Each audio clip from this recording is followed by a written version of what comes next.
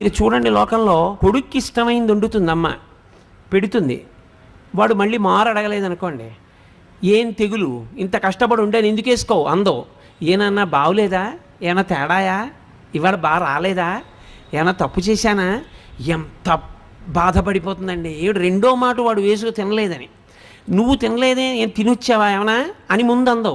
ఎరా రెండో మాట వేసుకోలేదు, బాగులేదా ఇవాళ అంటుంది. అది అమ్మ అంటే. అందుకే అమ్మ సౌందర్యలహరి.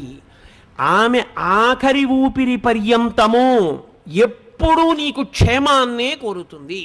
తల్లికి తండ్రికి ఉన్న చిన్న తేడా కారణం చేత తల్లికి పెద్ద స్థానం ఇచ్చారు. తండ్రి సమానుడు, నేను తక్కువ కాదని కానీ, తండ్రి పనికిమాలిన వాడని కానీ, తల్లితో సమానుడు కాదని కానీ నేను ఎక్కడా మాట్లాడటం లేదని మీరు గుర్తుపెట్టుకోవాల్సి ఉంటుంది. కానీ తల్లి తండ్రి కన్నా గొప్పది అన్న విషయం చెప్పడానికి నేను కించిత్ వెనకాడను, వేదమును నమ్మాను కాబట్టి.